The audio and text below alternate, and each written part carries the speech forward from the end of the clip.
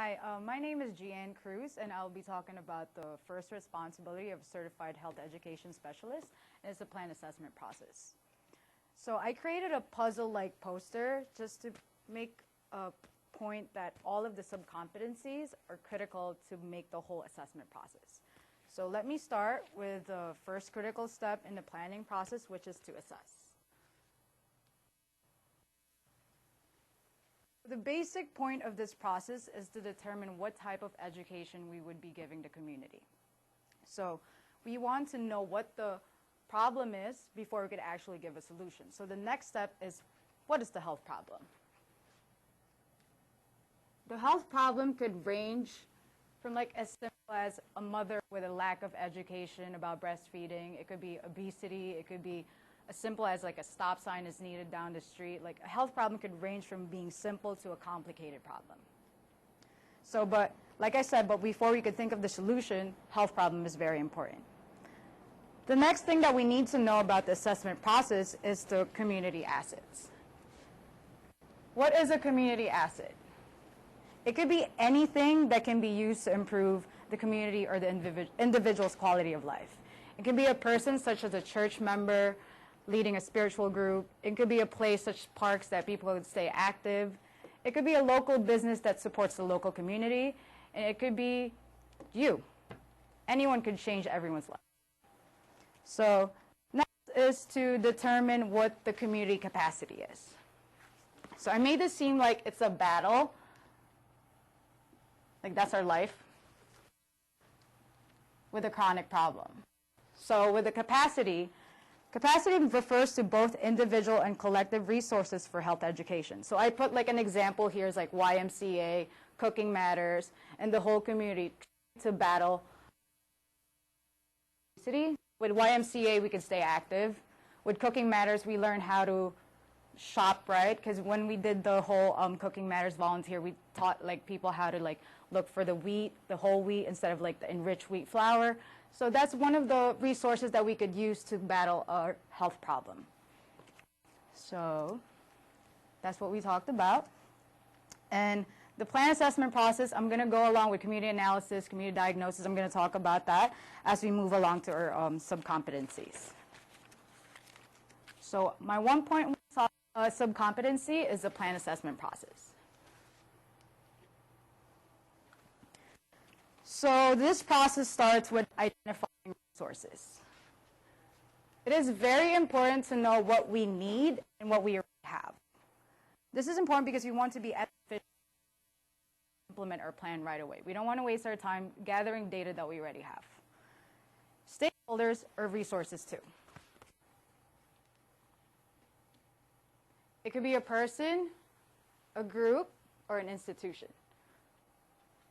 So the stakeholders are the ones who are interested in the policy, project, or planning process, as well as the outcome. Like I said, it could be just one person, it could be a whole group, or it could be a whole institution.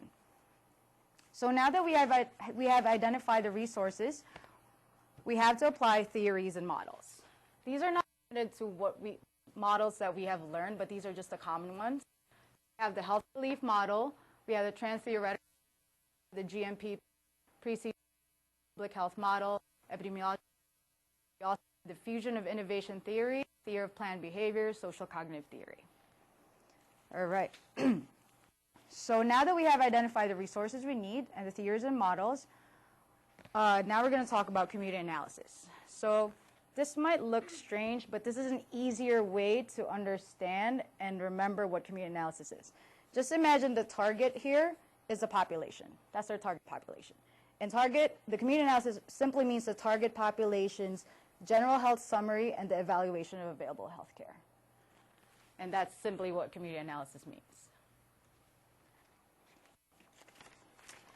And then another important term that we have to know in 1.1 is the community diagnosis. According to the World Health Organization, it is a quantitative and qualitative description of the health of citizens and the factors which influence their health. In a nutshell, we know that quantitative are the data that we collect that could be measured, more of the objective, and qualitative is more subjective, that is more about like the quality of life. Next is social diagnosis. We are very familiar with this because this is the phase 1 of the pre-seed proceed model. This simply means that social diagnosis measures the perception of the target population's quality of life. Next thing that's very important as well is community empowerment. Community empowerment is the process of enabling communities to control over their lives. This includes the social, political, economical, and political parts of their lives. Empowerment refers to the process by which people gain control over all these factors. So now that we have covered the plan assessment process, we need to know the types of data we can gather. We have the primary data.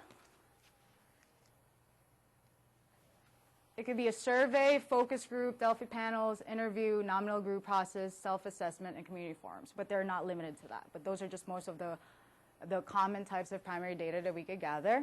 And I'm going to talk about survey. There are 4 common types of surveys that we know. There's that face-to-face survey, phone survey, mail survey, and internet survey. And like the $sign symbolize like more money to use, like face-to-face is like more money obviously, but it has a higher response rate. We have a phone, a little bit cheap, but slightly high response. Mail, I don't think a lot of people still use that, but it's relatively cheap, and then response relatively low as well. And internet, it could be like cheap or free, but no one really does it unless you give them a gift card or some incentive. All right. So the second type of primary data tool that we could use is the nominal group process. So how this works is basically there's 7 people in a group, and they're asked to put like the health problems into a hierarchy, which one for them is the most important. So I gave an example as like HIV, drug abuse, mental health problems, alcohol abuse, or lack of insurance. These 7 people are asked to put them in hierarchies. So the number here represents like this person thinks number 1 is the most problematic health problem right now.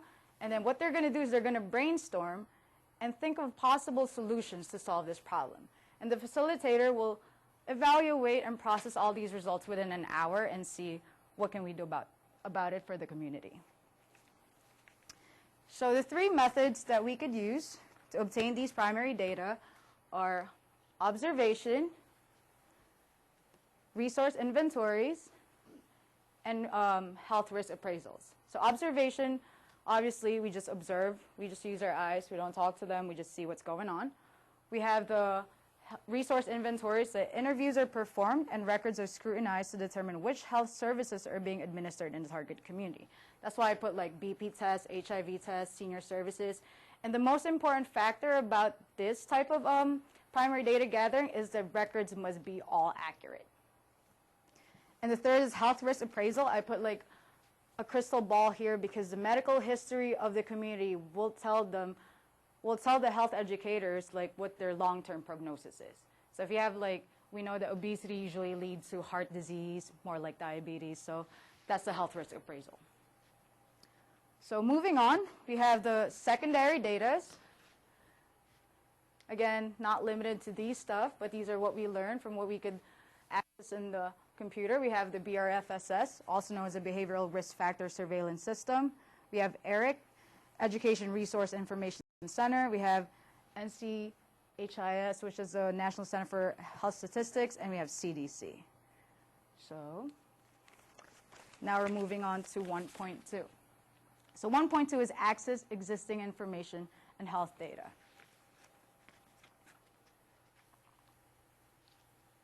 Like 1.1 seems to be a lot, but we're going to incorporate everything that we have just talked about in 1.2. So the vital records, the disease registry, that's the secondary data that we're going to be used. And at 1.2, this is a perfect time to make collaborative relationships with the stakeholders as well as the community assets. So if there are any gaps in the process, we can use theories and models to patch that up. So we have 1.3,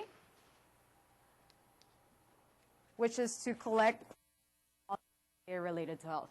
So when we talked about that over here with the community diagnosis, so I put it like a jar here. So it's health related. We're going to get the quantitative, qualitative data that we have, together with the community diagnosis, primary data, and secondary data. You're just all going to collect it. So identification and development of data is a key important thing in this subcompetency. And this is also the time that you train personal and stakeholders. But just never forget to apply, follow, and adhere to the ethical standards. 1.4 talks about examining relationships among behavioral, environmental, and genetic factors that enhance or compromise health. I drew a puzzle for us to remember the factors that could affect this. This is for the behavioral factor. I put clear because it stands for cultural, level of education, attitudes, and religion. So those are your behavioral factors that could influence, enhance, or compromise health. So you could easily remember it, clear. Once you're clear with it, you don't have health behavior issues. But clear, C again stands for cultural, LE level education, A attitude, and R is for religion. Another factor that we might have to worry about that could enhance or compromise our health is environmental and individual factors. Environmental factors consist of quality of air, land, or water, if you have a job, if you're financially stable, if you have access to health care. Individual factors are social status, if you're married, single, divorced, genetics, like if some chronic disease runs in your family, and health issues, like if you're a smoker, and all that. So that's 1.4. And then now we have 1.5, which is examining the factors that influence the learning process. So that is obviously the target population, and these might be the possible barriers that could stop the person from learning. So you have institutional barriers. Policies and procedures, rules and regulations of an institution may not allow an individual to participate in the process. Situational barriers, target populations, or the individual's current situation can be a barrier, such as like lack of transportation, family issues, those situations that they can't really, right? This barrier, the situational barrier, can get really complicated because it's dependent to other factors. Dispositional barriers are factors that are related to the attitudes and self-perceptions about oneself. This is the target population's willingness to learn. Just like the health belief model, we can't really do a solution, even though they know what the problem is, as long as they don't want to do anything about it, it's out of our control. As well as demographics, like where people live, age, sex, cultural values, that could be a barrier as well. And lastly, reasons. People just give you a reason not to learn. Like, I just don't want to do it. Fine. So we have 1.6 and 1.7, and they're basically assessing, identifying, determining, prioritizing, and analyzing all what we have learned here. So I'm going to end my presentation with these 3 factors that will guide us to the road to health education. We have enabling factors, we have reinforcing factors, and we have predisposing factors. So enabling is the willingness within the community to engage in positive health. We have reinforcing factors, that is giving positive feedback to solidify positive changes in behavior. And we have predisposing factors that are assumptions and beliefs of the community concerning health issues. So if you would like to test your knowledge on what you just have learned here, you could log on to quizlet.com/healtheducatorg, and the password is "we got this." Thank you so much.